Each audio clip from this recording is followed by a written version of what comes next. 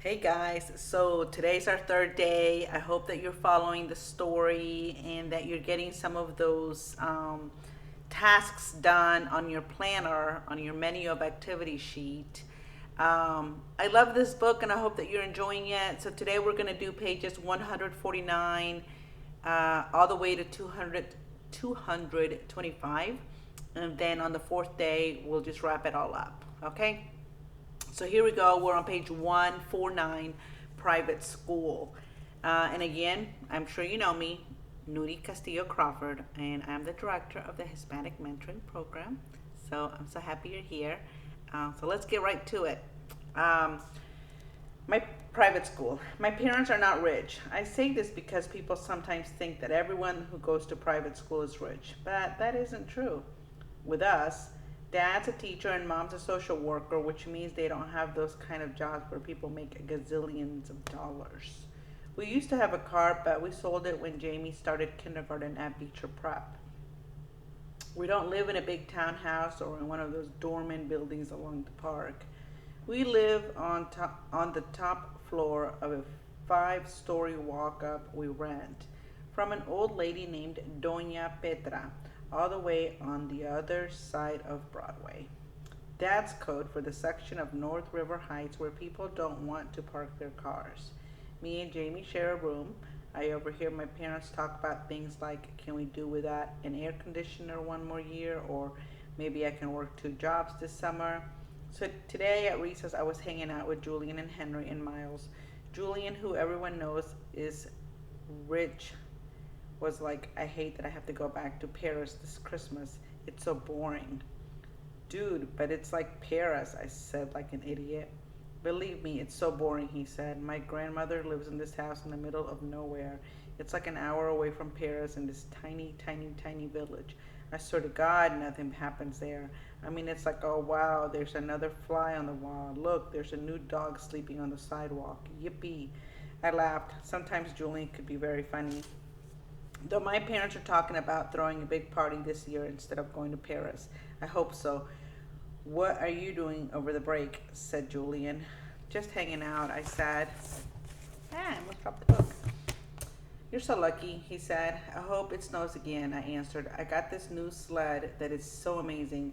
I was about to tell them about lightning, but Miles started talking first. I got a new sled too, he said. My dad got it from Hamacher Schlemmer. It's so state of the art. How could a sled be state of the art? Said Julian.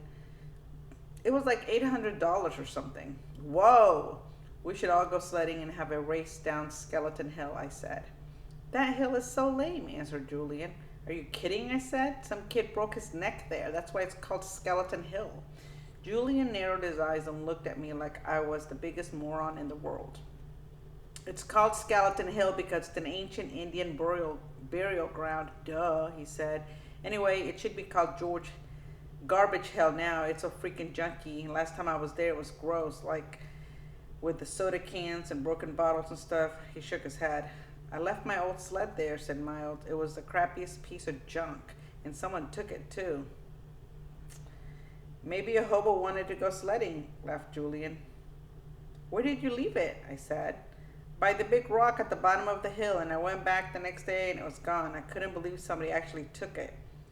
Here's what we can do, said Julian. Next time it snows, my dad could drive us up to this golf course in Westchester that makes Skeleton Hill look like nothing. Hey, Jack, where are you going? I had started to walk away. I've got to get a book out of my locker, I lied. I just wanted to get away from them fast. I didn't want anyone to know that I was the hobo who had taken the sled. In science. I'm not the greatest student in the world. I know some kids actually like school, but I honestly can't say I do. I like some parts of school, like PE and computer class, and lunch and recess, but all in all, I'd be fine without school. And the thing I hate the most about school is all the homework we get. It's not enough that we have to sit through class after class and try to stay awake while they fill our heads with all this stuff we will probably never need to know. Like how to figure out the surface area of a cube, or what's the difference in between kinetic and potential energy. I'm like, who cares? I've never ever heard my parents say the word kinetic in my entire life. I hate science the most out of all my classes. We get so much work, it's not even funny. And the teacher, Miss Rubin, is so strict about everything, even the way we write our headings on the top of our papers. I once got 2 points off my homework assignment because I didn't put the date on the top. Crazy stuff. When me and August were still friends, I was doing okay in science because August was sat next to me and always let me copy his notes. August has the neatest handwriting of anybody I've ever seen who's a boy. Even his script is neat, but up and down perfectly, with really small, round, loopy letters. But now that we're ex-friends, it's bad because I can't ask him to let me copy his notes anymore. So I was kind of scrambling today trying to make notes about what Ms. Rubin was saying. My handwriting is awful. When all of a sudden she started talking about fifth grade science fair project, how we all had to choose a science project to work on. While she was saying this, I was thinking, we just finished the freaking Egypt project. Now we have to start a whole new thing? And then in my head, I was going, oh no, like the kid in Home Alone with his mouth hanging open and his hands on his face. That was the face I was making on the inside. And then I thought of those pictures of melting ghost faces I've seen somewhere where the mouths are open wide and they're screaming, and then all of a sudden this picture flew into my head, this memory, and I knew what Summer had meant by bleeding scream. It's so weird how it all just came to me in a flash. Someone in homeroom had dressed up in a bleeding scream costume on Halloween. I remember seeing him a few desks away from me, and then I remember not seeing him again. Oh man, it was August. All of this hit me in science class while the teacher was talking. Oh man, I'd been talking to Julian about August. Oh man, now I understood. I was so mean. I don't even know why. I'm not even sure what I said, but it was bad. It was only a minute or two. It's just like I knew Julian and everybody thought I was so weird for hanging out with August all the time, and I felt stupid. And I don't know why I said that stuff. I was just going along. I was stupid. I'm stupid. Oh God. He was supposed to come as Boba Fett. I would never have said that stuff in front of Boba Fett, but that was him, the bleeding scream sitting at the desk looking over at us. The long white mask with the fake squirting blood, the mouth open wide like the ghoul was crying. That was him. I felt like I was going to puke. Partners. I didn't hear a word of what Ms. Rubin was saying after that. Blah, blah, blah. Science fair project, blah, blah, blah. Partners, blah, blah. It was like the way grown-ups talk in Charlie Brown movies, like somebody talking underwater. Wah, wah, wah, wah, wah. Then all of a sudden, Ms. Rubin started pointing to kids around the class. Reed and Tristan, Maya and Max, Charlotte and Ximena, August and Jack. She pointed to us when she said this. Miles and Amos, Julian and Henry, Savannah, and I didn't hear the rest. Huh? I said. The bell rang. So don't forget to get together with your partners to choose a project from the list, guys, said Miss Rubin as everyone started taking off. I looked up at August, but he had already put his backpack on and was practically out the door. I must have had a stupid look on my face because Julian came over and said, "Look like you and your best buds are partners." He was smirking when he said this. I hated him so much right then. "Hello, Earth to Jack Will," he said when I didn't answer him. "Shut up, Julian." I was putting my loose leaf binder away in my backpack and just wanted him away from me. "You must be so bummed you got stuck with him," he said. "You should tell Miss Rubin you want to switch partners. I bet she'd let you." "No, she wouldn't," I said. "Ask her." "No, I don't want to." "Miss Rubin," Julian said, turning around and raising his hand at the same time. Miss Rubin was erasing the chalkboard at the front of the room. She turned when she heard her name. "No, Julian," I whispered, screamed. "What is it, boys?" she said impatiently. "Could we switch partners if we wanted to?" said Julian, looking very innocent. "Me and Jack had this science fair project idea and we wanted to work on together." "Well, I guess we could arrange that," she started to say. "No, it's okay, Miss Rubin," I said quickly, heading out the door. "Bye." Julian ran after me. "Why'd you do that?" he said, catching up to me at the stairs. "We could have been partners. You don't have to be friends with that freak if you don't want to be, you know." And that's when I punched him right in the mouth. Detention. Some things you just can't explain. You don't even try. You don't know where to start. All your sentences just jumble up like a giant knot if you open your mouth. Any words you use would come out wrong. Jack, this is very, very serious, Mr. Tushman was saying. I was in his office, sitting on a chair across from his desk and looking at this picture of a pumpkin on the wall behind him. Kids get expelled for this kind of thing, Jack. I know you're a good kid, but I don't want that to happen, but you have to explain yourself. This is so not like you, Jack, said Mom. She had come from work as soon as they had called her. I could tell she was going back and forth between being really mad and really surprised. I thought you and Julian were friends, said Mr. Tushman. We're not friends, I said. My arms were crossed in front of me. But to punch someone in the mouth, Jack, said Mom, raising her voice. I mean, what were you thinking? She looked at Mr. Tushman. Honestly, he'd never hit anyone before. He's just not like that. Julian's mouth was bleeding, Jack, said Mr. Tushman. You knocked out a tooth. Did you know that? It was just a baby tooth, I said. Jack, said Mom, shaking her head. That's what Nurse Molly said. You're missing the point, Mom yelled. I just want to know why, said Mr. Tushman, raising his shoulders. It'll just make everything worse, I sighed. Just tell me, Jack. I shrugged, but I didn't say anything. I just couldn't. If I told him that Julian had called August a freak, then we'd go talk to Julian about it, and then Julian would tell him how I had bad-mouthed August too, and everybody would find out about it. Jack, said Mom. I started to cry. I'm sorry.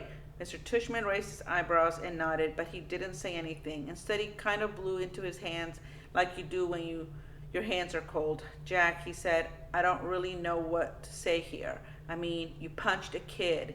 We have rules about that kind of thing, you know, automatic expulsion, and you're not even trying to explain yourself. I was crying a lot by now, and the second Mom put her arms around me, I started to bawl. Let's, said Mr. Tushman, taking his glasses off to clean them. Let's do this, Jack. We're out for winter break as of next week anyway. How about you stay home for the rest of this week, and then after winter break, you'll come back and everything will be fresh and brand new. Clean slate, so to speak. Am I being suspended? I sniffled. Well, he said shruggingly, technically yes, but it's only for a couple of days, and I'll tell you what. While you're at home, you take the time to think about what happened. And if you want to write me a letter explaining what happened and a letter to Julian apologizing, then we won't even put any of this in your permanent record, okay? You go home and talk about it with your mom and dad, and maybe in the morning you'll figure it all out a bit more. That sounds like a good plan, Mr. Tushman, said Mom, nodding. Thank you. Everything's going to be okay, said Mr. Tushman, walking over to the door, which was closed. I know you're a nice kid, Jack, and I know that sometimes even nice kids do dumb things, right? He opened the door. Thank you for being so understanding, said Mom, shaking his hand at the door. No problem. He leaned over and told her something quietly that I couldn't hear. I know. Thank you, said Mom, nodding. So, kiddo, he said to me, putting his hands on my shoulders, think about what you've done, okay? And have a great holiday. Happy Hanukkah, Merry Christmas, Happy Kwanzaa. I wiped my nose with my sleeve and started walking out the door. Say thank you to Mr. Tushman, said Mom, tapping my shoulder. I stopped and turned around, but I couldn't look at him. Thank you, Mr. Tushman, I said. Bye, Jack, he answered. Then I walked out the door. Season's greetings. Weirdly enough, when we got back home and Mom brought in the mail, there were holiday cards from both Julian's family and August's family. Julian's holiday card was a picture of Julian wearing a tie, looking like he was about to go to the opera or something, and August's holiday card was one of a cute old dog wearing reindeer antlers and a red nose and red booties. There was a cartoon bubble above the dog's head that read, ho, ho, ho. On the inside of the card it read, to the Will family, peace on earth, love Nate, Isabel, Olivia, and August, and Daisy. Cute card, huh? Said Mom, who had hardly said a word to me all the way home. I think she honestly just didn't know what to say. That must be their dog, I said. Do you want to tell me what's going on inside your head, Jack? She answered me seriously. I bet you they put a picture of their dog on the card every year, I said. She took the card from my hands and looked at the picture carefully. Then she raised her eyebrows and her shoulders and gave me back the card. We're very lucky, Jack. There's so much we take for granted. I know, I said. I knew what she was talking about without her having to say it. I heard that Julian's mom actually photoshopped August's face out of the picture when she got it. She gave a copy to a couple of other moms. That's just awful, said Mom. People are just, they're not always great. I know. Is that why you hit Julian? No. And then I told her why I punched Julian. And I told her that August was my ex-friend now. And then I told her about Halloween. Letters, emails, Facebook, texts. December 18th. Dear Mr. Tushman, I am very, very sorry for punching Julian. It was very, very wrong for me to do that. I'm writing a letter to him to tell him that too. If it's okay, I would really rather not tell you why I did what I did because it doesn't make it right anyway. Also, I would rather not make Julian get in trouble for having said something he should not have said. Very sincerely, Jack Will. December 18th. Dear Julian, I am very, very, very sorry for hitting you. It was wrong of me. I hope you're okay. I hope your growing up tooth grows in fast. Mine always do. Sincerely, Jack Will. December 26th. Dear Jack, thank you so much for your letter. One thing I've learned after being a middle school director for 20 years that there are almost always more than two sides to every story. Although I don't know the details, I have an inkling about what may have sparked the confrontation with Julian. While nothing justifies striking another student ever, I also know good friends are sometimes worth defending.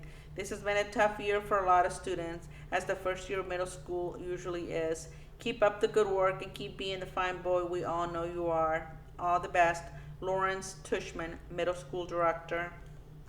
To tushman@beechsterschool.edu. CC John Will at philipacademy.edu. Amanda Will at cooperbeach.org.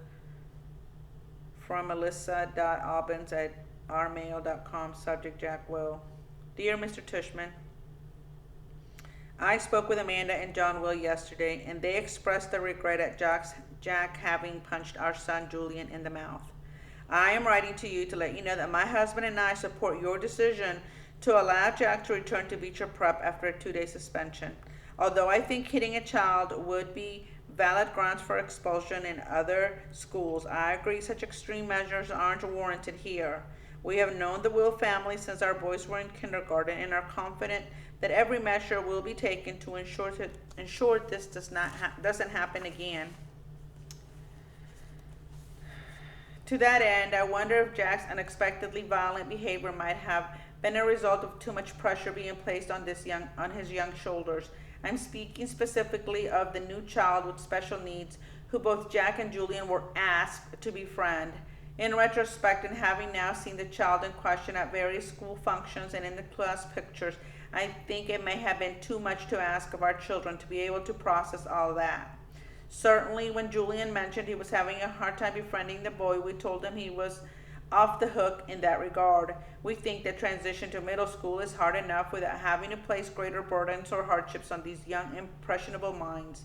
I should also mention that as a member of the school board, I was a little disturbed that more consideration was not given during this child's application process to the fact that Beecher Prep is not an inclusion school. There are many parents, myself included, who question the decision to let this child into our school at all. At the very least, I am somewhat troubled that this child was not held to the same stringent application standards, i.e. interview, that the rest of the incoming middle school students were. Best, Melissa Perper Albans. And this is where the email that Mr. Tushman writes back. So to from copy subject Jack Will. Dear Mrs. Abens, thank you for the email outlining your concerns. Were I not convinced that Jack Will is extremely sorry for his actions, and were I not confident that he would not repeat those actions, rest assured that I would not be allowing him back to Beecher Prep. As for your other concerns regarding our new student, August, please note that he does not have special needs. He is neither disabled, handicapped, nor developmentally delayed in any way, so there was no reason to assume anyone would take issue with his admittance to Beecher Prep. whether it is an inclusion school or not. In terms of the application process, the admissions director and I both felt it within our right to hold the interview off-site at August's home for reasons that are obvious. We felt that this slight break in protocol was warranted, but in no way prejudicial in one way or another to the application review. August is an extremely good student and has secured the friendship of some truly exceptional young people, including Jack Will. At the beginning of the school year, when I enlisted certain children to be a welcoming committee to August, I did so as a way of easing his transition into a school environment. I did not think asking these children to be especially kind to a new student would place any extra burdens or hardships on them. In fact, I thought it would teach them a thing or two about empathy and friendship and loyalty. As it turns out, Jack Will didn't need to learn any of these virtues. He already had them in abundance. Thank you again for being in touch. Sincerely, Lawrence Tushman. And then this next one is Jack Will's parents to Melissa, to Julian's parents. To Melissa from John Will, copying Mr. Tushman and his wife Amanda. Hi Melissa, thank you for being so understanding about this incident with Jack. He, as you know, extremely sorry. He is, as you know, extremely sorry for his actions. I hope you do accept our offer to pay Julian's dental bills. We are very touched by your concern regarding Jack's friendship with August. Please know we have asked Jack if he felt any undue pressure about any of this, and the answer was a resolute no. He enjoys August's company and feels like he has made a good friend. Hope you have a happy new year. John and Amanda Will.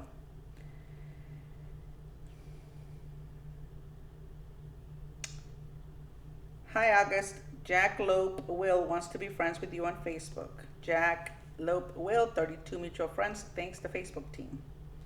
To Augie Doggy Pullman at email.com, subject sorry, message. Hey August, it's me Jack Will. I noticed I'm not on your friends list anymore. Hope you friend me again because I'm really sorry. I just wanted to say that. Sorry, I know why you're mad at me and now. And I'm sorry I didn't mean that stuff I said. I was so stupid. I hope you can forgive me. Hope we can be friends again, Jack. One new text from August. Got your message and you know why I'm mad at you now? Did Summer tell you? One new text message from Jack. She told me Bleeding Scream as a hint, but didn't get it at first. And then I remember seeing Bleeding Scream in homeroom at Halloween. Didn't know it was you. Thought you were coming as Boba Fett. One new text message from August. I changed my mind at the last minute. Did you really punch Julian? One new text from Jack Will. Yeah, I punched him, knocked out a tooth in the back, a baby tooth. One new text from August. Why'd you punch him? One new text from Jack Will. I don't know. One new text from August. Liar, I bet he said something about me, right? One new text message from Jack Will. He's a jerk, but I was a jerk too. Really, really, really sorry for what I said, dude. Okay? Can we be friends again? One new text message from August. Okay. One new text message from Jack Will. Awesome. By the way, a lot of these words are misspelled. One new text message from August. But tell me the truth, okay? Would you really want to kill yourself if you were me? One new text message from Jack Will. No! I swear on my life, but dude, I would want to kill myself if I were Julian. One new text message from August. LOL. Yeah, dude, we're friends again. Back from winter break. Despite what Tushman said, there was no clean slate when I went back to school in January. In fact, things were totally weird from the second I got to my locker in the morning.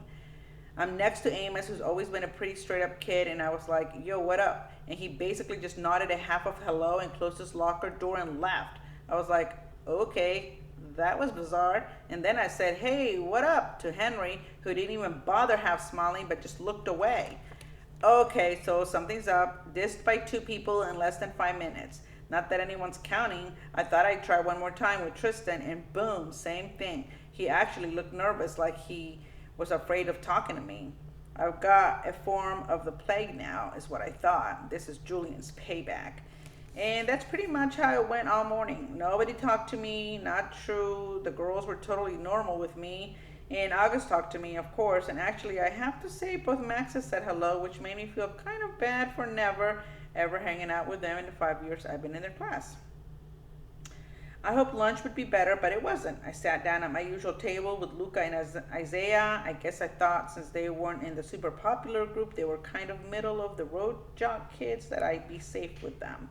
But they barely nodded when I said hello. Then, when our table was called, they got their lunches and never came back. I saw them find a table way over at the other side of the cafeteria. They weren't at Julian's table, but they were near him, like on the fringe of popularity. So anyway, I've been ditched. I knew table switching was something that happened in 5th grade, but I never thought it would happen to me. It felt really awful being at the table by myself. I felt like everyone was watching me. It also made me feel like I had no friends. I decided to skip lunch and go read at the library. The war. It was Charlotte who had the inside scoop on why everyone was dissing me. I found a note inside my locker at the end of the day. Meet me in room 301 right after school. Come by yourself, Charlotte. She was already inside the room when I walked in. Sup, I said. Hey, she said. She went over to the door and looked left and right, and then closed the door and locked it from the inside. Then she turned to face me and started biting her nail as she talked. Look, I feel bad about what's going on, and I just want to tell you what I know. Promise you won't tell anyone I talk to you. Promise? So, Julian had this huge holiday party over the winter break, she said. I mean, huge. My sister's friends had her Sweet 16 at the same place last year, and there were like 200 people there. So, I mean, it's a huge place. Yeah, and well, pretty much everybody in the whole grade was there. Not everybody, I joked. Right, not everybody, duh, but like even parents were there, like my parents were there, Julian's mom is the vice president of the school board, right? So she knows a lot of people. Anyway, so basically what happened at the party was that Julian went around telling everybody that you punched him because you had emotional problems. What? And that you would have gotten expelled, but his parents begged the school not to expel you. What? And that none of it would have happened in the first place if Tushman hadn't forced you to be friends with Augie. He said his mom thinks that you, quote unquote, snapped under the pressure. I couldn't believe what I was hearing. No one bought into that, right? I said. She shrugged. That's not even the point. The point is he's really popular. And my mom heard that his mom is actually pushing the school to review Augie's application to Beecher. Can she do that? It's about Beecher not being an inclusion school. That's a type of school that mixes normal kids with kids with special needs. That's just stupid. Augie doesn't have special needs. Yeah, but she's saying that if the school is changing the way they usually do things in some ways, but they're not changing anything. Yeah, they did. Didn't you notice they changed the theme of the New Year's art show? In the past years, 5th graders painted self-portraits, but this year they made us do ridiculous self-portraits as animals, remember? So big freaking deal. I know, I'm not saying I agree, I'm just saying that's what she's saying. I know. This is just so messed up. I know. Anyway, Julian said that he thinks being friends with Augie is bringing you down, and that for your own good, you need to stop hanging out with him so much. And that if you start losing all your friends, it'll be like a big wake-up call. So basically, for your own good, he's going to stop being your friend completely. Newsflash, I stopped being his friend completely first. Yeah, but he's convinced all the boys to stop being your friends for your own good. That's why nobody's talking to you. You're talking to me. Yeah, well, this is more a boy thing, she explained. The girls are staying neutral, except Savannah's group because they're going out with Julian's group. But to everybody else, this is really a boy war. I nodded.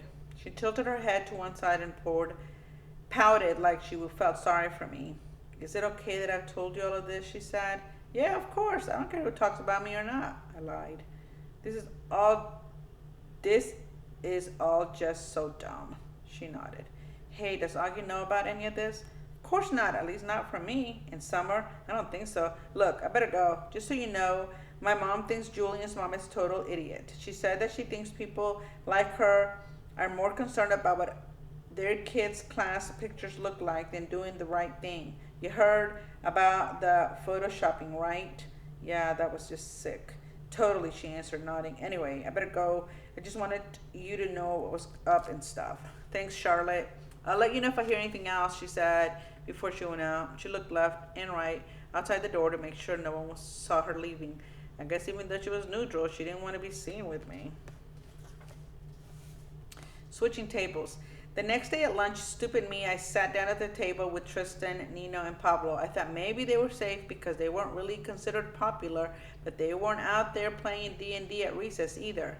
They were sort of in betweeners, and at first I thought I scored because they were basically too nice to not acknowledge my presence when I walked over to the table. They all said hey, though I could tell they looked at each other. Then the same thing happened that happened yesterday. Our lunch table was called. They got their food and then headed toward a new table on the other side of the cafeteria. Unfortunately, Mrs. G, who was the lunch teacher that day, saw what happened and chased them after them. That's not allowed, boys, she scolded them loudly. This is not that kind of school. You get right back to your table. Oh, great, like that was going to help. Before they could be forced to sit back down at the table, I got up with my tray and walked away really fast. I could hear Mrs. G call my name, but I pretended not to hear and just kept walking to the other side of the cafeteria behind the lunch counter. Sit with us, Jack. It was summer. She and August were sitting at their table, and they were both waving me over. Why I didn't sit with August the first day of school? Okay, I'm a total hypocrite, I know. The very first day of school, I remember seeing August in the cafeteria. Everybody was looking at him, talking about him back then. No one was used to his face or even knew he was coming to Beecher, so it was a total shocker for a lot of people to see him on the first day of school. Most kids were even afraid to get near him.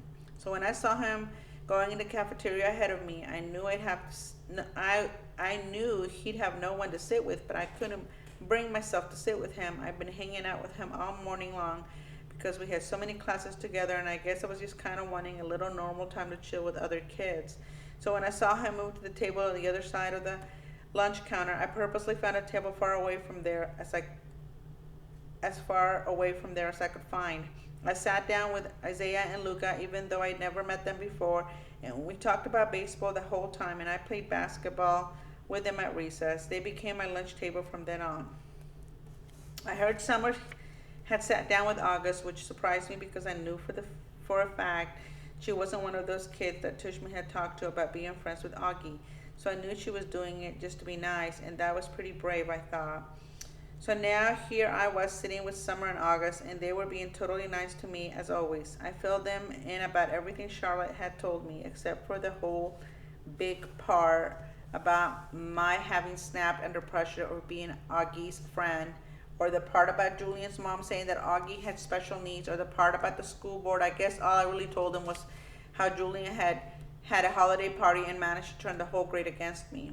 It just feels so weird, I said, not to have people talking to you, pretending you don't even exist. Augie started smiling. "You think?" he said sarcastically. "Welcome to my world." Sides. So here are all the official sides, said Summer at lunch the next day. She pulled out a folded piece of paper, loose leaf paper, and opened it. It had 3 columns of names. Jack's side. Jack, August, Reed, Max G, Max W. Julian's side. Miles, Henry, Amos, Simon, Tristan, Pablo, Nino, Isaiah, Luca, Jake, Tolan, Roman, Ben, Emmanuel, Zeke, and Tommaso. Neutrals, Malik, Rema, Jose, Leaf, Rum, Ivan, and Russell. "Where'd you get this?" said Augie, looking over my shoulder as I read the list. "Charlotte made it," Summer answered quickly. "She gave it to me last period. She said she thought you should know who was on your side, Jack." "Yeah, not many people, that's for sure," I said.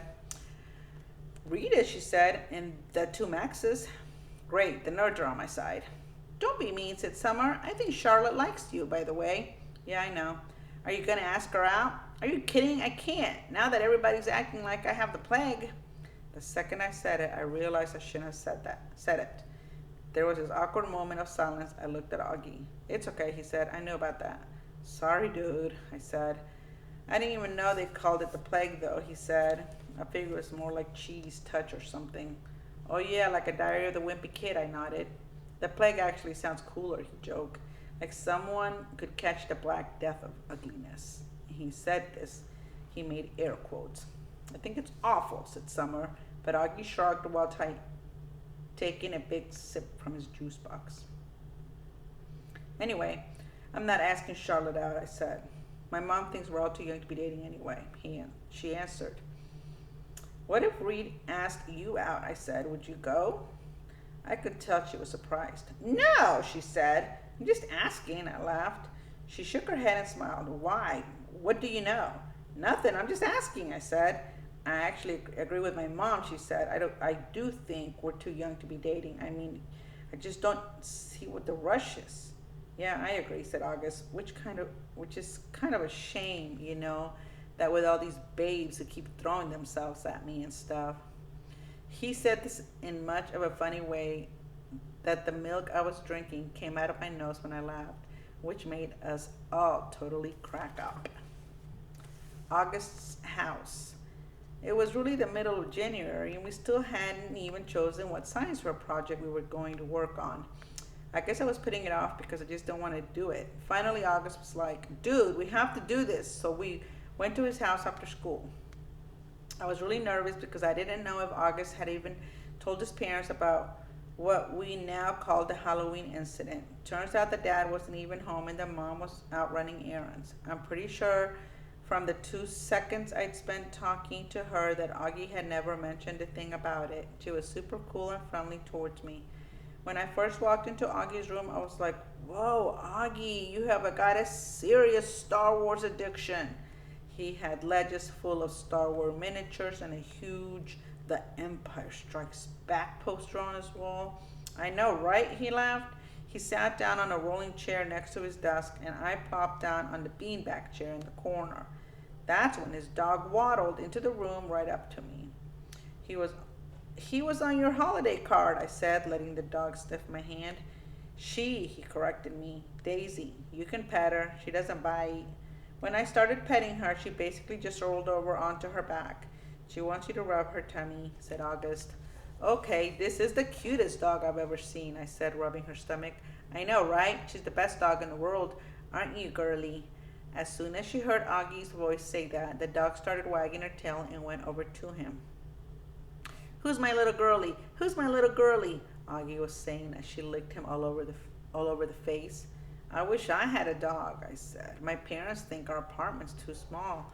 I started looking around at the stuff in his room while he turned on the computer. Hey, you got an Xbox 360? Can we play? Dude, we're here to work on the science fair project. Do you have Halo? Of course I have Halo. Please, can we play? He had logged on to the Breacher website and was now scrolling down Miss Rubin's teacher's page through the list of science fair projects. Can you see from there? He said. I sighed and went to sit on a little stool that was right next to him. Cool, iMac, I said. What kind of computer do you have? Dude, I don't even have my own room, much less my own computer. My parents have this ancient Dell that's practically dead. Okay, how about this one, he said, turning the screen in my direction so I would look. I made a quick scan of the screen and my eyes literally started hurting, blurring. Making a sun clock, he said. That sounds kind of cool. I leaned back. Can we just make a volcano? Everyone makes volcanoes. Duh, because it's easy, I said, patting Daisy again. How about crystal spikes out of Epsom salt? Sounds boring, I answered. So why'd you call her Daisy?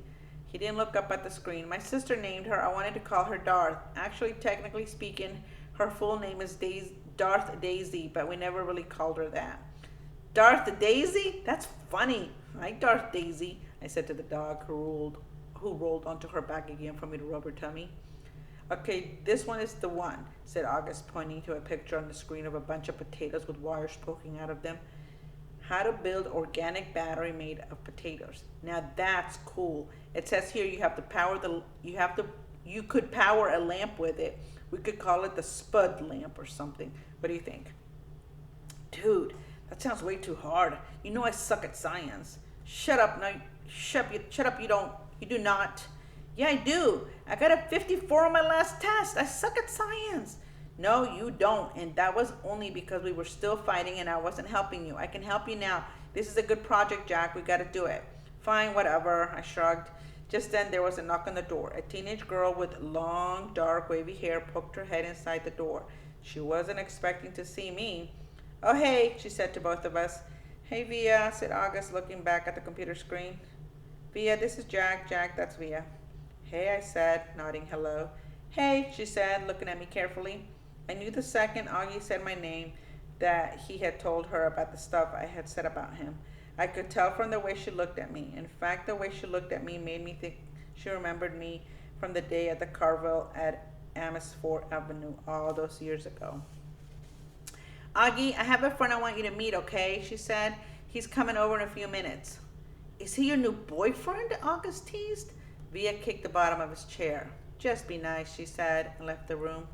Dude, your sister's hot, I said. I know. She hates me, right? You told her about the Halloween incident. Yep. Yeah, she hates me. Or yeah, you told her about the Halloween. Both.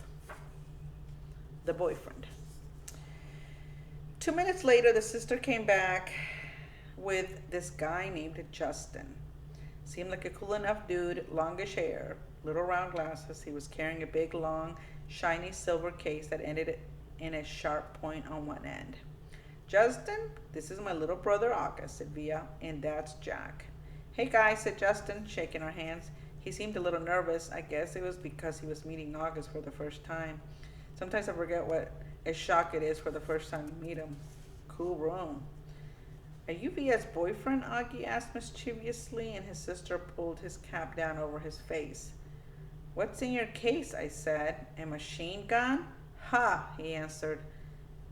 Ha, answered the boyfriend. That's funny. No, it's a fiddle. Justin's a fiddler, said Via. He's a Zydeco band. What the heck is a Zydeco band? Said Augie, looking at me. It's a type of music, said Justin, like Creole music. What's Creole? I said. You could tell people that's a machine gun, said Augie. Nobody could ever mess with you. Ha, I guess you're right, Justin said, nodding and tracking his hair behind his ears. Creole's the kind of music they play in Louisiana, he said to me. Are you from Louisiana? I said. No, he answered, pushing up his glasses. I'm from Brooklyn. I don't know why this made me want to laugh. Come on, Justin, said Via, pulling him by the hand. Let's go hang out in my room. Okay, see you guys later. Bye, he said. Bye, bye. As soon as they left the room, Augie looked at me smiling. I'm from Brooklyn, he said, and we both started laughing hysterically. Part 5. Justin. Sometimes I think my head is so big because it's so full of dreams. John Merrick and Bernard's Pomerantz, the Elephant Man. Olivia's brother.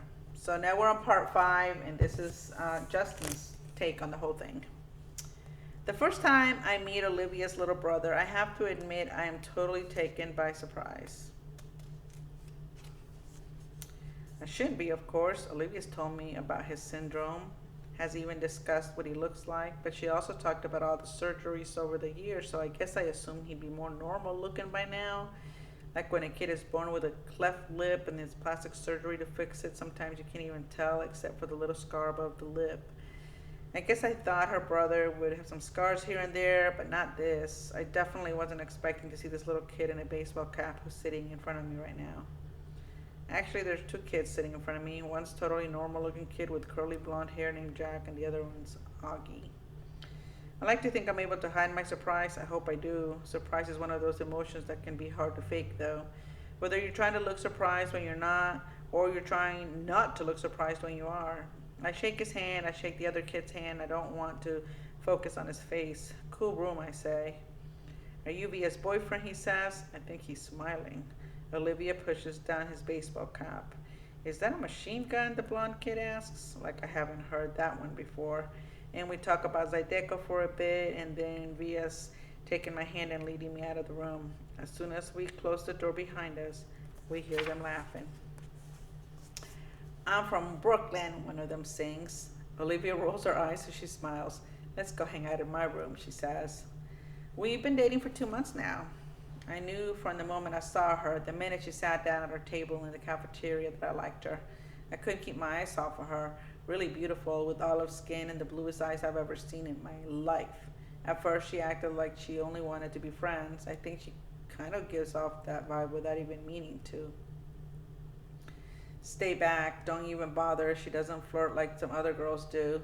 She looks you right in the eye when she talks to you, like she's daring you. So I just keep looking at her right in the eye too, like I was daring her right back. And then I asked her out and she said yes, which rocked. She's an awesome girl and I love hanging out with her. She didn't tell me about August until our third date. I think she used the phrase a craniofacial abnormality to describe his face, and maybe it was a craniofacial anomaly. I know that one word she didn't use was deformed, though, because that word would have registered with me. So, what did you think? She asks me nervously the second we're inside her room. Are you shocked? No, I lie. She smiles and looks away. You're shocked. I'm not, I assure her. He's just like what you said he'd be. She nods and plops down on her bed. Kind of cute how she still has a lot of stuffed animals on her bed. She takes one of them, a polar bear, without thinking and puts it in her lap. I sit down on the rolling chair by her desk. Her room is immaculate. When I was little, she says there were a lot of kids who never came back for a second play date. I mean, lots of kids. I even had friends who wouldn't come on my birthdays because he would be there. They never actually told me this, but it would get back to me. Some people just don't know how to deal with Augie, you know. I nod. I know. It's not even like they know they're being mean, she adds. They're just scared. I mean, let's face it, his face is a little scary, right? I guess, I answer. But you're okay with it? She asks me sweetly. You're not too freaked out or scared? I'm not freaked out or scared, I smiled. She nods and looks down at the polar bear in her lap. I can't tell whether she believes me or not, but then she gives the polar bear a kiss on the nose and tosses it to me with a little smile. I think that means she believes me, or at least that she wants to. Valentine's Day. I get Olivia a heart necklace for Valentine's Day, and she gives me a messenger bag she made out of old floppy disks. Very cool how she makes things like that. Earrings out of pieces of circuit boards, dresses out of t-shirts, bags out of old jeans. She's so creative. I tell her she should be an artist someday, but she wants to be a scientist, a geneticist of all things. She wants to find cures for people like her brother, I guess. We make plans for me to finally meet her parents in a Mexican restaurant on Amos 4th Avenue near her house on Saturday night. All day I'm nervous about it, and when I get nervous, my tics come out. I mean, my tics are always there, but they're not like they used to be when I was little. Nothing but a few hard blinks now. The occasional head pull, but when I'm stressed, they get worse, and I'm definitely stressing out about meeting her folks. They're waiting inside when I get to the restaurant, and the dad gets up and shakes my hand, and the mom gives me a hug. I give Augie a hello, fist punch, and kiss Olivia on the cheek before I sit down. It's so nice to meet you, Justin. We heard so much about you. Her parents couldn't be nicer. Put me at ease right away. The waiter brings over the menus, and I notice his expression the moment he lays eyes on August. But I pretend not to notice. I guess we're all pretending not to notice things tonight.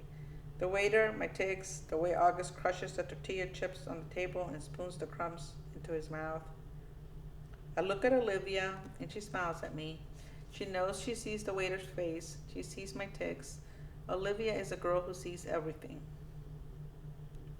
We spent the entire dinner talking and laughing. Olivia's parents asked me about my music, how I got into the fiddle, and stuff like that. And I tell them about how I used to play classical violin, but I got into Appalachian folk music and then Zydeco, and they're listening to every word like they're really interested. They tell me to let them know the next time my band's playing a gig so they can come listen. I'm not used to all the attention, to be truthful. My parents don't have a clue about what I want to do with my life. They never ask. We never talk like this. I don't think they even know I traded my Baroque violin for an 8-string Hardanger fiddle 2 years ago. After dinner, we go back to Olivia's for some ice cream. Their dog greets us at the door, an old dog, super sweet. She's thrown up all over the hallway though. Olivia's mom rushes to get paper towels while the dad picks up the dog like she's a baby. What's up, old girlie? He says, and the dog's in heaven, tongue hanging out, tail wagging, legs in the air, awkward angles. Dad, tell Justin how you got Daisy, says Olivia. Yeah, says Augie.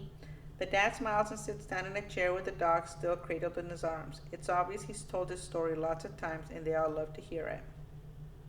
So I'm coming home from the subway one day, he says, and a homeless guy I've never seen in the neighborhood before is pushing this floppy mutt in a stroller.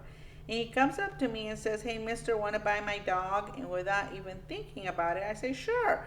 How much do you want? And he says $10, so I give him $20, and I have in my wallet, and he hands me the dog. Justin, I'm telling you, you never smelled anything so bad in your life. She stinks so much, I can't even tell you. So I took her right from there to the vet down the street, and then I brought her home.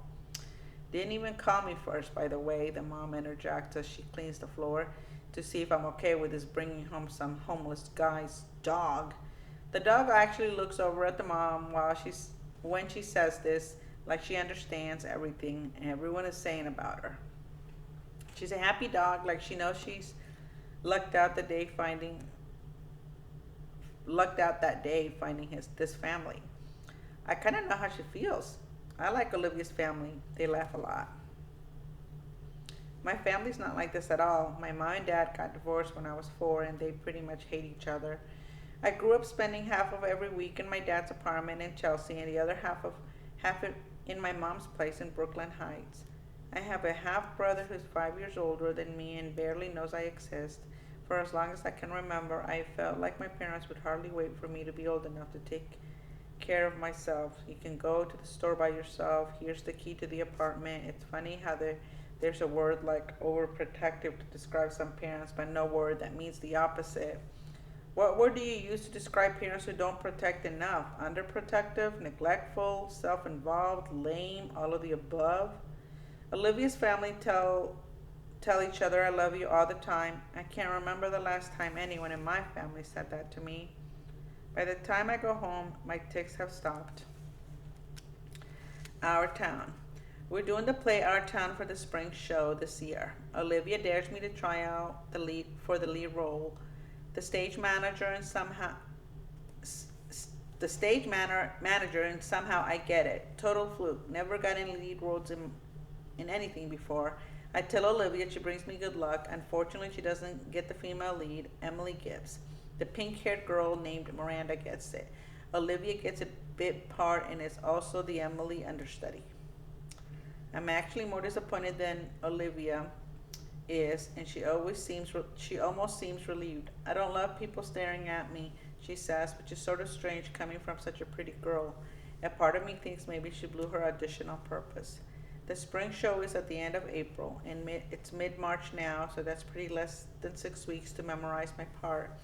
Plus rehearsal time, plus practicing with my band, plus finals, plus spending time with Olivia. It's going to be a rough 6 weeks, that's for sure. Mr. Davenport, the drama teacher, is already manic about the whole thing. Will drive us crazy by the time it's over, no doubt. I heard through the grapevine that he'd been planning on doing The Elephant Man, but changed it to Our Town at the last minute. And that change took a week off our rehearsal schedule. Not looking forward to the craziness over the next month and a half. Ladybug. Olivia and I are sitting in the front stoops. She's helping me with my lines. It's a warm March evening, almost like summer. The sky is still bright cyan, but the sun is low and the sidewalks are streaked with long shadows.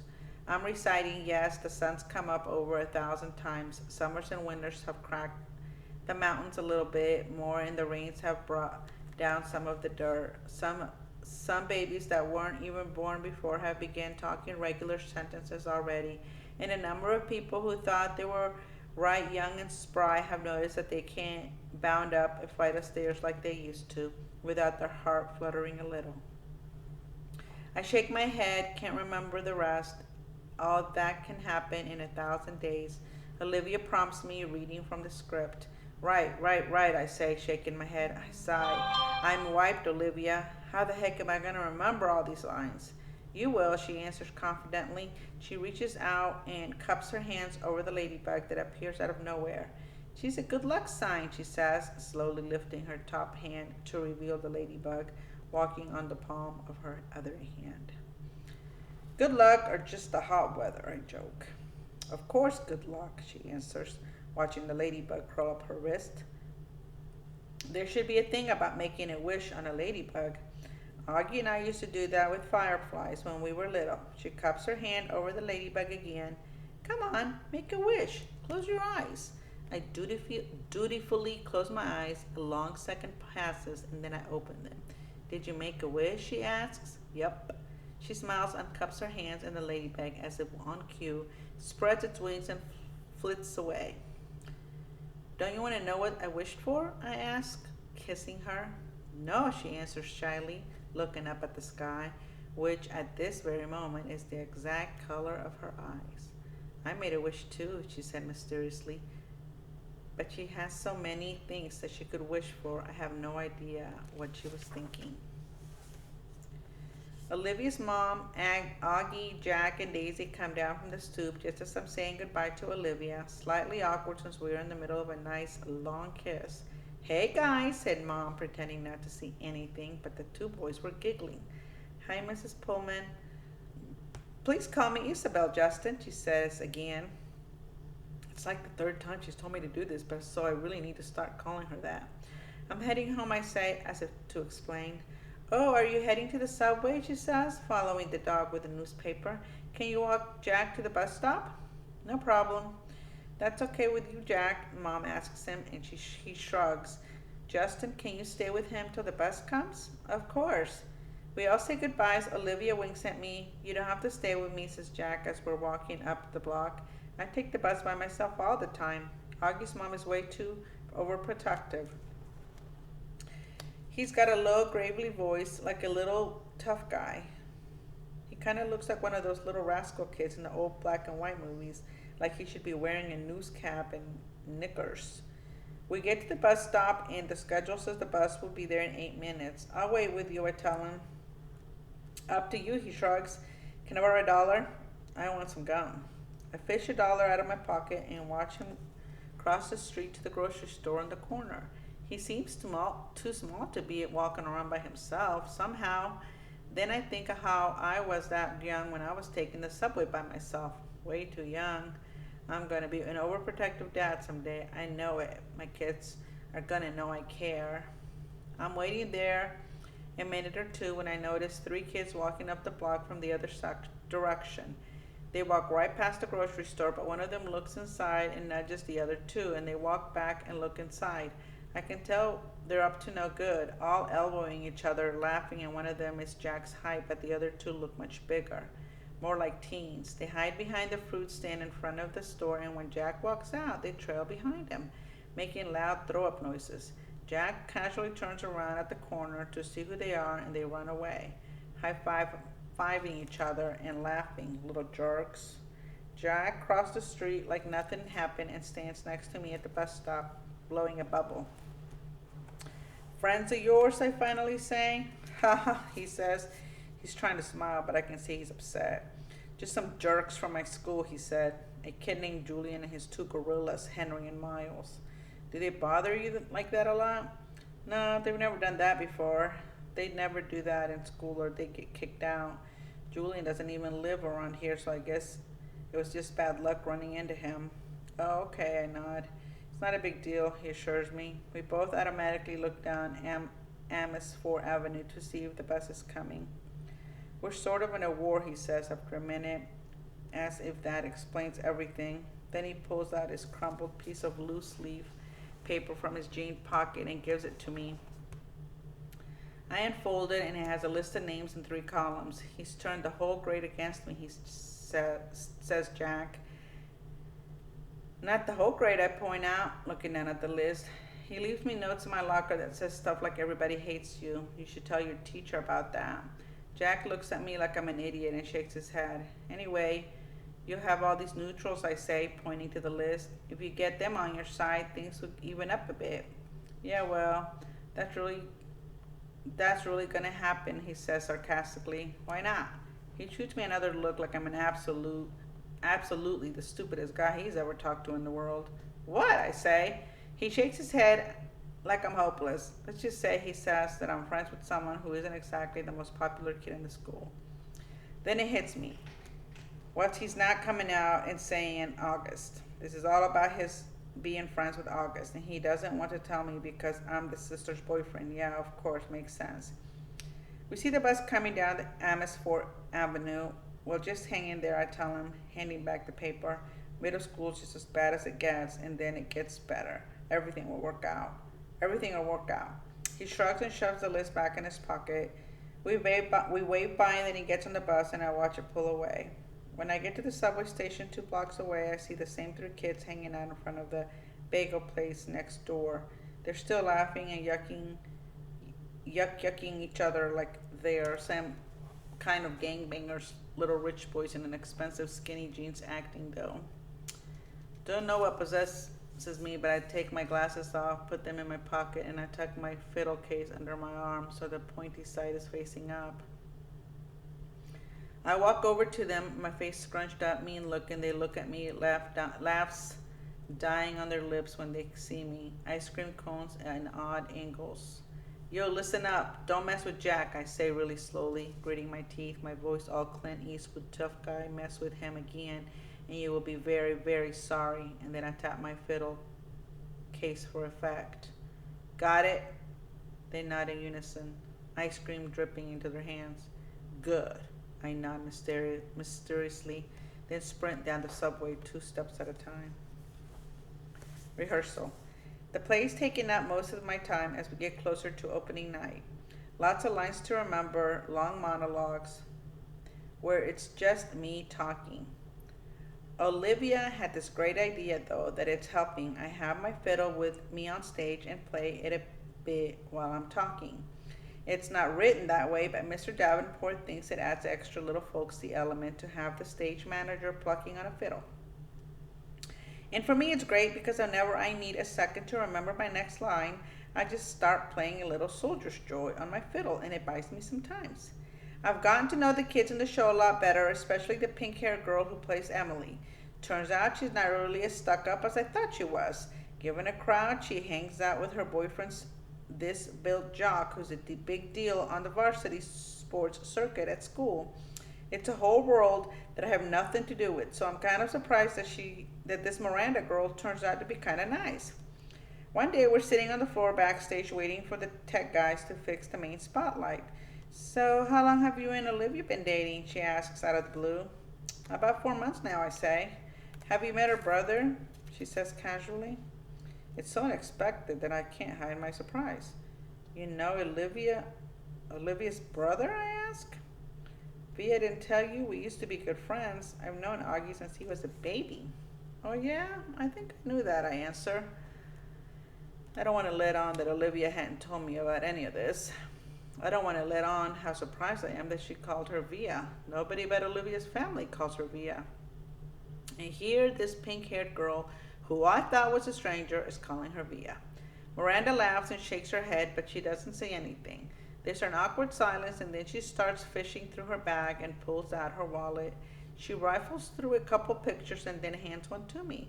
It's a little boy in a park on a sunny day. He's wearing shorts, a t-shirt, and an astronaut helmet that covers his entire head. It was like 100 degrees that day, she says, smiling at the picture, but he wouldn't take that helmet off for anything.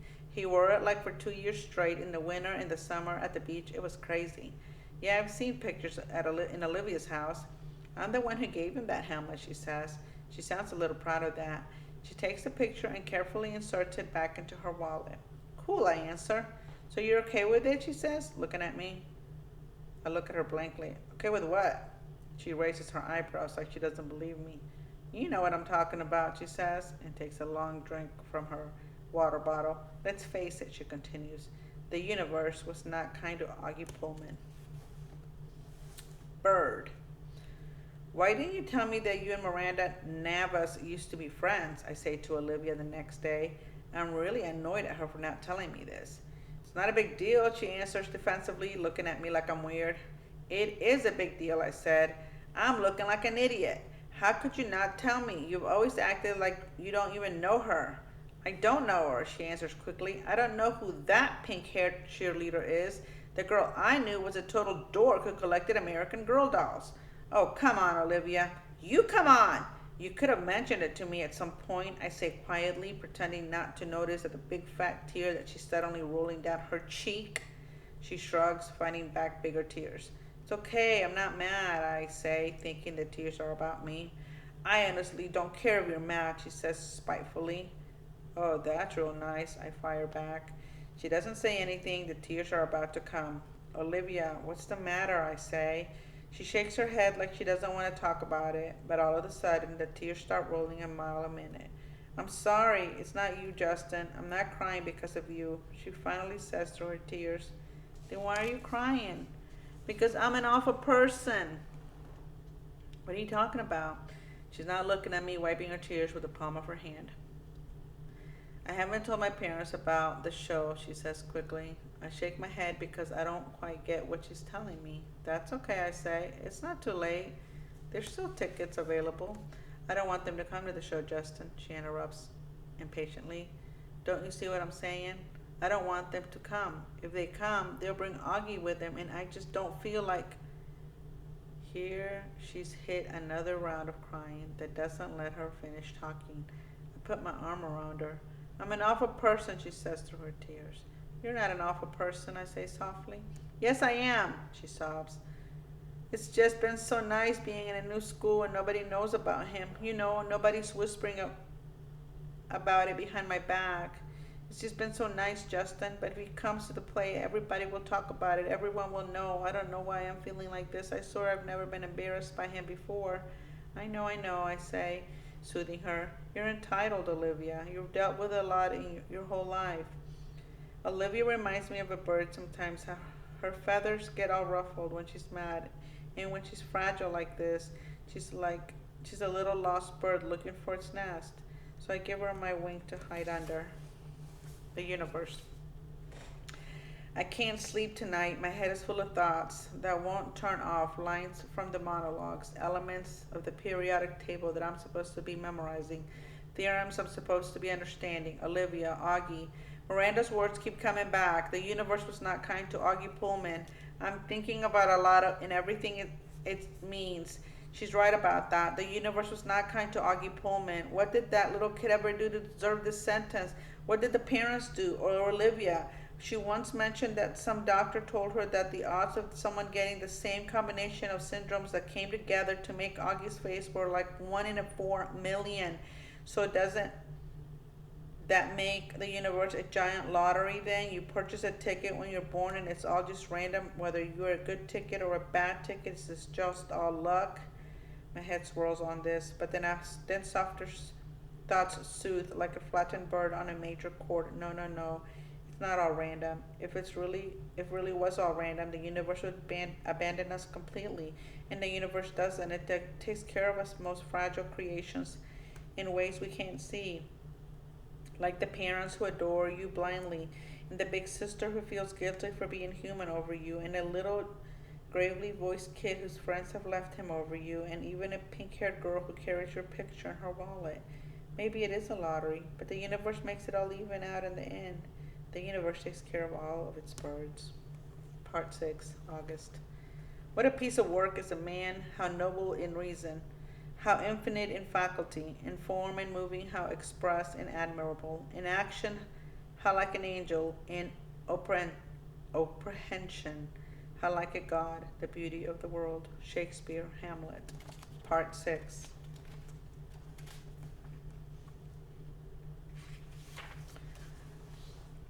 North Pole. The Spud lamp was a big hit at the science fair. Jack and I got an A for it. It was the first A Jack got in any class all year long, so he was psyched. All the science fair projects were up on the tables in the gym, and it was the same setup as the Egyptian Museum back in December, except this time there were volcanoes and molecule dioramas in the tables instead of pyramids and pharaohs, and instead of the kids taking our parents around to look at everybody else's artifacts. We had to stand by our table while all the parents wandered around the room and came over to us one by one. Here's the math one that says 60 kids in the grade equals 60 sets of parents and doesn't even include grandparents, so that's a minimum of 120 pairs of eyes that find their way over to me. Eyes that aren't used to me as their kids' eyes are by now. It's like how compass needles always point north, no matter which way you're facing. All those eyes are compasses, and I am the North Pole to them. That's why I still don't like school events that include parents. I don't hate them as much as I did at the beginning of school year, like the Thanksgiving Sharing Festival. That was the worst one, I think. That was the first time I had to face the parents all at once. The Egyptian Museum came after that, but that one was okay because I got dressed up as a mummy and nobody could notice me. Then came the winter concert, which was a totally hated because I had to sing in the chorus. Not only can I not sing at all, but I felt like I was on display. The New Year art show wasn't quite as bad, but it was still annoying. They put up our work in the hallways all over the school and had the parents come and check it out. It was like starting school all over again, having unsuspecting adults pass me on the stairway. Anyway, it's not that I care that people react to me. Like I said a gazillion times, I'm used to that by now. I don't let it bother me. It's like when you go outside and it's drizzling a little. You don't put on boots for a drizzle. You don't even open your umbrella. You walk through it and barely notice your hair getting wet. But when it's a huge gym full of parents, the drizzle becomes like it's total hurricane. Everyone's eyes hit you like a wall of water. Mom and Dad hang around my table a lot, along with Jack's parents. It's kind of funny how parents actually end up forming the same little groups with their kids form. Like my parents and Jack's and Summer's mom are all like get along with each other, and I see Julian's parents hang out with Henry's parents and Miles' parents, and even the two Max's parents hang out together. It's so funny. I told Mom and Dad about it later when we were walking home, and they thought it was funny. It was a funny observation. I guess it's true that like Sikhs like, said Mom. The Augie doll. For a while, the war was all we talked about. February was when it was really at its worst. That's when practically nobody was talking to us, and Julian had started leaving notes in our lockers. The notes to Jack were stupid, like, you stink, big cheese, and nobody likes you anymore. I got notes like freak, and the other one that said get out of our school org. Summer thought we should report the notes to Mrs. Rubin, who was the middle school dean, or even Mr. Tushman, but we thought that would be like snitching. Anyway, it's not like we didn't leave notes too, though ours weren't really mean. They were kind of funny and sarcastic. One was, you're pretty, Julian. I love you. Will you marry me? Love, Balua. Another one was, love your hair. XOX, Balua. Beulah. Hello, I can talk. Beulah. And yeah, another one was, you're a babe, tickle my feet, XO Beulah. Beulah was a made-up person that me and Jack came up with. She had really gross habits like eating the green stuff in between her toes and sucking on knuckles. And we figured, something's in my eye, someone like that would have real crush on Julian, who looked and acted like someone in a Kid Bop commercial. There are also a couple of times in February when Julian, Miles, and Henry played tricks on Jack. Something is really in my eyes, guys. They didn't play tricks on me, I think, because they knew that if they got caught bullying me, it would be a big time trouble for them. Alright, give me a second. Something's in my eye. Okay. Jack, they figured, was an easier target. So one time they stole his gym shorts and played monkey in the middle with them in the locker room. Another time, Miles, who sat next to Jack in the homeroom, swiped Jack's worksheet off his desk, crumbled it into a ball, and tossed it into Julian's across the room. This wouldn't have happened if Miss Petosa had been there, of course, but there was a substitute teacher that day, and subs never really know what's going on. Jack was good about this stuff. He never let them see he was upset, though I think sometimes he was. The other kids in the grade knew about the war, except for Savannah's group, and the girls were neutral at first. But by March, they were getting sick of it, and so were some of the boys. Like another time when Julian was dumping some pencil sharpener shavings into Jack's backpacks, Amos was usually tight with them, grabbed the backpack out of Julian's hands and returned it to Jack. It was starting to feel like the majority of boys weren't buying into Julian anymore. Then a few weeks ago, Julian started spreading his ridiculous rumor that Jack had hired some hitmen to get him and Miles and Henry. This lie was so pathetic that people were actually laughing about him behind his back. At that point, any boys who had still been on his side now jumped ship and were clearly neutral. So by the end of March, only Miles and Henry were on Julian's side, and I think even they were getting tired of war by then. I'm pretty sure everyone stopped playing the play game behind my back too. No one really cringes if I bump into them anymore, and people borrow my pencils without acting like the pencils had cooties. People even joke with me now sometimes. Like the other day, I saw Maya writing a note to Ellie on a piece of ugly doll stationery, and I don't know why, but I just kind of randomly said, "Did you know the guy who created the ugly dolls based them on me?"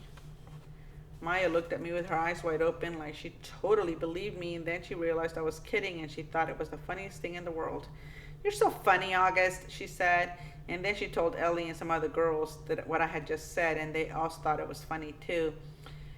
Like at first they were shocked, but then they saw I was laughing about it, and they knew it was okay to laugh about it too. And the next day I found a little ugly doll keychain sitting on my chair with a nice little note from Maya that said, for the nicest Augie doll in the world, XO Maya.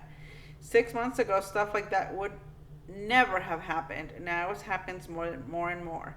Also, people have been really nice about the hearing aids I started wearing. Lobot. Ever since I was little, the doctors told my parents that someday I'd need hearing aids. I don't know why this always freaked me out a bit, because anything to do with my ears bothers me a lot. My hearing was getting worse, but I hadn't told anyone about it. The ocean sound that was always in my head had been getting louder. It was drowning out people's voices like I was underwater. I couldn't hear teachers if I sat in the back of their class, but I knew if I told mom or dad about it, I'd end up with hearing aids, and I was hoping I could make it through 5th grade without having that happen. But then in my annual checkup in October, I flunked the audiology test, and the doctor was like, "Dude, it's time." And he sent me to a special ear doctor who took impressions of my ears. Out of all my features, my ears were the ones I hate the most. They're like tiny closed fists on the sides of my face. They're too low on my head too. They look like squashed pieces of pizza dough sticking out of the top of my neck or something. Okay, maybe I'm exaggerating a little, but really, I hate them. When the ear doctor first pulled the hearing aids out for me and mom to look at, I groaned. "I'm not wearing that thing," I announced, folding my arms in front of me. "I know they probably look kind of big," said the ear doctor, but we had to attach them to the headband because we had no other way of making sure they'd stay in your ears. See, normal hearing aids usually have a part that wraps around the outer ear to hold the inner bud in place, but in my case, since I don't have outer ears, they had to put the earbuds on this heavy-duty headband that was supposed to wrap around the back of my head. "I can't wear that, Mom," I whined. "You'll hardly notice them," said Mom, trying to be cheerful. "They look like headphones." "Headphones? Look at them, Mom," I said angrily. "I look like a Lobot." "Which one is Lobot?" said Mom calmly. "Lobot!"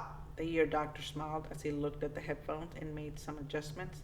"The Empire Strikes Back. The bald guy with the cool bionic radio transmitter thing that wraps around the back of his skull." "I'm drawing a blank," said Mom. "You know Star Wars stuff?" I asked the ear. "You know Star Wars stuff?" I asked the ear doctor. "No Star Wars stuff," he answered, slipping the thing over my head. "I practically invented Star Wars stuff." He leaned back in his chair to see how the headphone fit and then took it off again.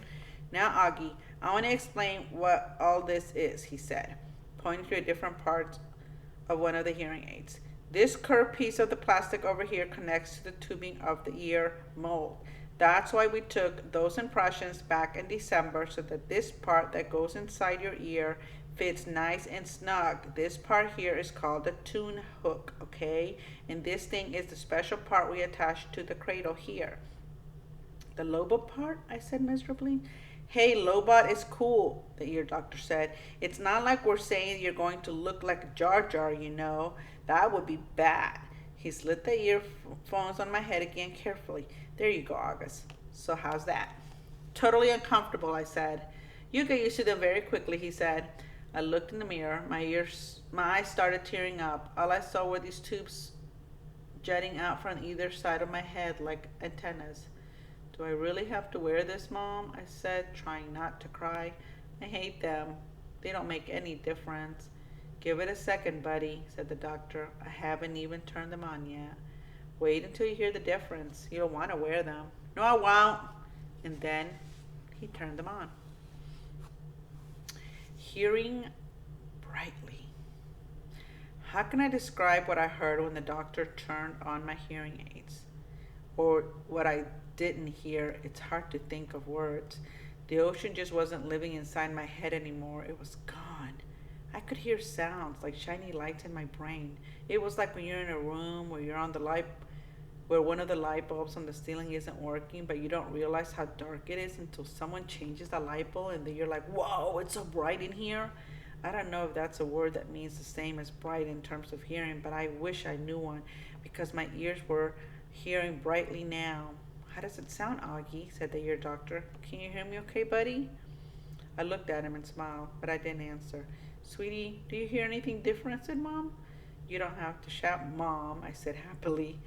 Are you hearing better? Asked the ear doctor. I don't hear that noise anymore, I said. It's so quiet in my ears. The white noise is gone, he said. He looked at me and winked. I told you liked what you heard, August. He made more adjustments on the left hearing aid. Does it sound very different, love? Mom asked. Yeah, I nodded. It sounds lighter. That's because you were having bionic hearing now, buddy. That's because you have bionic hearing now, buddy, said the ear doctor, adjusting the right side. Now touch here. He put my hand behind the hearing aid. Do you feel that? That's the volume. You have to find the volume that works for you. We're going to do that next. Well, what do you think? He picked up a small mirror and had me look in the big mirror, how the hearing aids looked on the back. My hair covered most of the headband. The only part that peeked out was the tubing. Are you okay with your new bionic Lobot hearing aids? The ear doctor asked, looking in the mirror at me. Yeah, I said, thank you. Thank you so much, Dr. James, said Mom. The first day I showed up at school with my hearing aids, I thought the kids would make a big deal out of it, but no one did. Summer was glad I could hear better, and Jack said it made me look like an FBI agent or something, but that was it. Mr. Brown asked me about it in English class, but it wasn't like, what the heck is that thing on your head? It was more like, if you ever need me to repeat anything, Augie, make sure you tell me, okay? Now that I look back, I don't know why I was so stressed about it all this time. Funny how sometimes you worry a lot about something and it turns out to be nothing. Vaya's secret. A couple of days after spring ended, Mom found out that Vaya hadn't told her about the school play that was happening at the high school the next week, and Mom was mad. Mom doesn't really get mad that much, though Dad would disagree with that, but she really was mad at Via for that. She and Via got into a huge fight. I could hear them yelling at each other in Via's room. My bionic Lobot ears could hear Mom saying, but what is it with you lately, Via? You're moody and taciturn and secretive. What's wrong with me? What's wrong with my not telling you about a stupid play? Via practically screamed. I don't even have speaking part in it. Your boyfriend does. Don't you want us to see him in it? No, I actually don't. Stop screaming. You screamed first. Just leave me alone, okay? You've been really good about leaving me alone my whole life, so why choose high school and suddenly be interested? I have no idea. Then I don't know what Mom answered because it all got very quiet, and even my bionic Lobot ears couldn't pick up a signal. My cave. By dinner, they seemed to have made up. Dad was working late, Daisy was sleeping, she'd thrown up a lot earlier in the day, and Mom made an appointment to take her to the vet the next morning.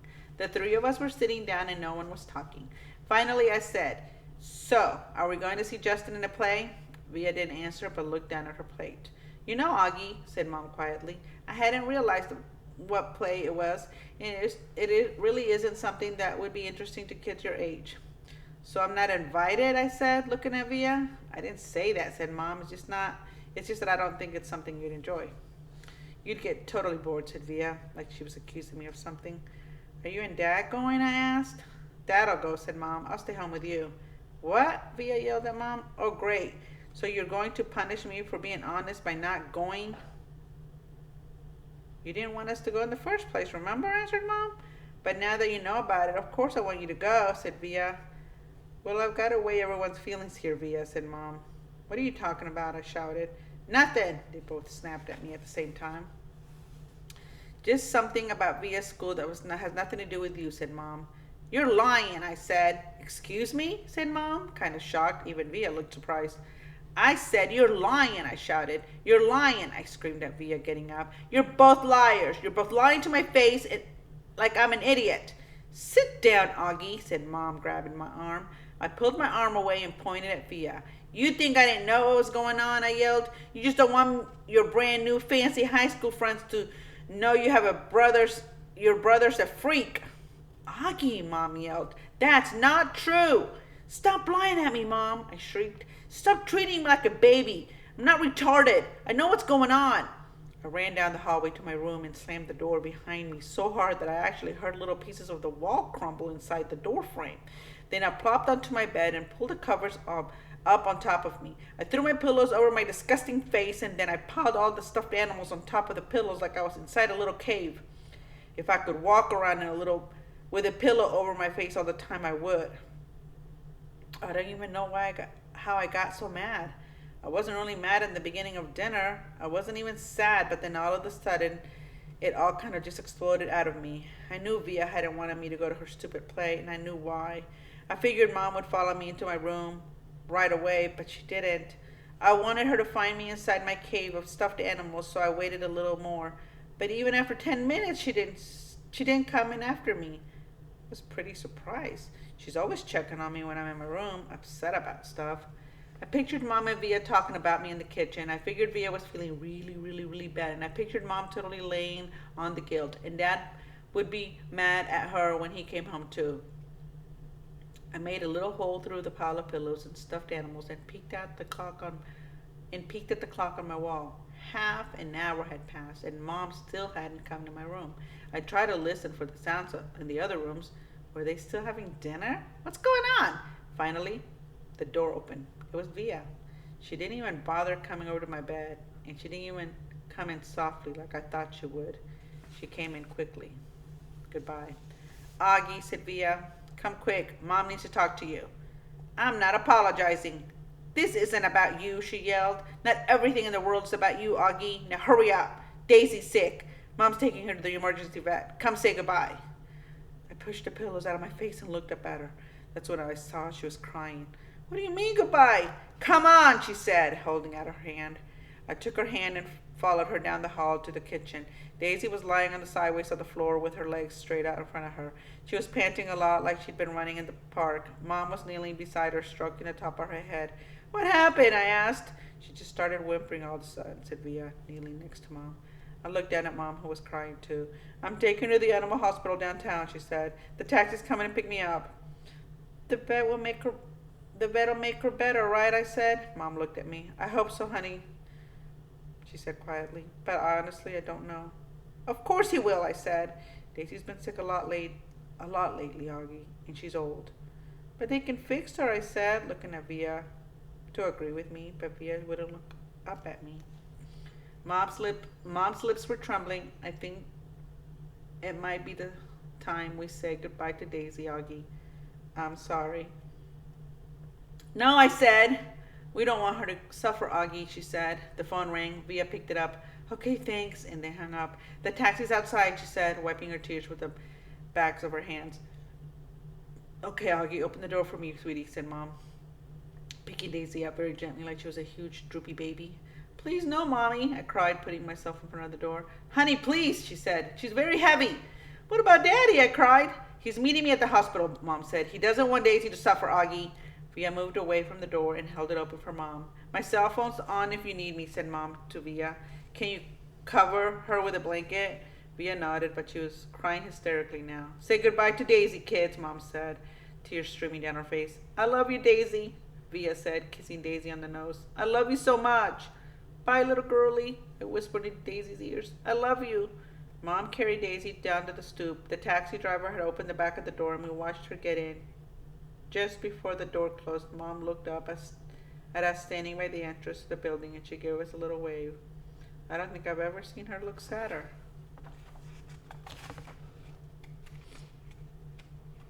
Ah.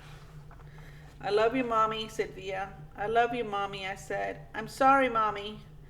Mom blew a kiss to us and closed the door.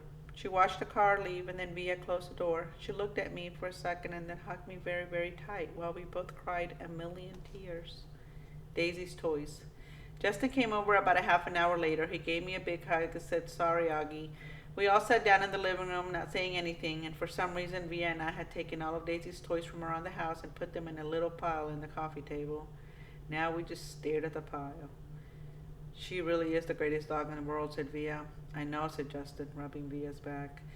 She just started whimpering like all of a sudden, I said. Via nodded. Like 2 seconds after you left the table, she said, Mom was going to go after you, but Daisy just started like whimpering. Like how, I said. Just whimpering. I don't know, said Via. Like howling, I said. Augie, like whimpering, she answered impatiently. She just started moaning like something was really hurting her and she was panting like crazy. Then she just kind of plopped down and Mom went over and tried to pick her up and whatever. And she was obviously hurting. She bit Mom. What? I said. When Mom tried to touch her stomach, Daisy bit her hand, Via explained. Daisy never bites anybody, I answered. She wasn't herself, said Justin. She was obviously in pain. Daddy was right, said Via. We shouldn't have let her get this bad. What do you mean? I said. He knew she was sick. Augie, Mom's taken her to the vet like 3 times in the last 2 months. She's been throwing up left and right. Haven't you noticed? But I didn't know she was sick. Via didn't say anything, but she put her arm around my shoulders and pulled me closer and said, I started crying again. I'm sorry, Augie, she said softly. I'm really sorry about everything, okay? You forgive me? You know how much I love you, right? I nodded. Somehow that fight didn't matter much anymore now. Was Mommy bleeding, I asked. It was just a nib, said Via. Right there, she pointed to the bottom of her thumb to show me exactly where Daisy had bitten Mom. Did it hurt her? Mommy's okay, Augie. She's fine. Mom and Dad came home 2 hours later. We knew the second they opened the door and Daisy wasn't with them that Daisy was gone. We all sat down in the living room around the pile of Daisy's toys, and Dad told us what happened at the animal hospital, how the vet took Daisy for x-rays and blood tests, and we came back and told them she had a huge mass in her stomach. She was having trouble breathing. Mom and Dad didn't want her to suffer, so Daddy picked her up in her arms like he always liked to do, with her legs straight up in the air, and he and Mom kissed her goodbye over and over again and whispered to her while the vet put a needle in her leg. And then after about a minute, she died in Daddy's arms. It was so peaceful, Daddy said. She wasn't in any pain at all, like she was just going to sleep. A couple of times while he talked, Dad's voice got trembling and he cleared his throat. I've never seen Dad cry before, but I saw him cry tonight. I'd gone into Mom and Dad's bedroom looking for Mom to put me to bed, but Dad's sitting on the edge of the bed taking off his socks. His back was to the door, so I didn't know I was there. At first I thought he was laughing because his shoulders were shaking, but then he put his palms on his eyes and I realized he was crying. It was the quietest crying I've ever heard, like a whisper. I was going to go over to him, but then I thought maybe he was whisper crying because he didn't want me or anyone else to hear him. So I walked out and went to Via's room, and I saw Mom lying next to Via on the bed, and Mom was whispering to Via, who was crying. So I went to my bed and put on my pajamas without anyone telling me to, and put my nightlight on and turned the light off and crawled into the little mountain of stuffed animals I had left in my bed earlier. It felt like that all happened a million years ago. I took my hearing aids off and put them on the night table, and pulled the covers on my ears and imagined Daisy snuggling with me, her big wet tongue licking my face all over like it was her favorite face in the world. And that's how I fell asleep. Wow. That got sad really quick. All right, so we're on page 226 for tomorrow. So that's where we'll pick it up and then we'll wrap it up. It'll be the end. We're literally at the very end of the book. I hope that you are definitely going back and reading any parts that you need to reread, and that you're enjoying the activities that we've put on your menu. All right, take care. I hope you're having a safe days in summer, and we'll wrap it up tomorrow. Bye, guys.